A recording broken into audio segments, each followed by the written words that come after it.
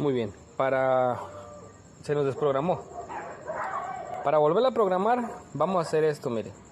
¿Sí? La parilla en apagado, vamos a girar uno a la izquierda, 3 seguidos a la derecha, sería 1, 2, 3, otro a la izquierda y otro a la derecha. Van a empezar a parpadear todas estas lucecitas, ¿sí? Van a estar intermitentes así. Ya que estén así, vamos a girar 4 veces.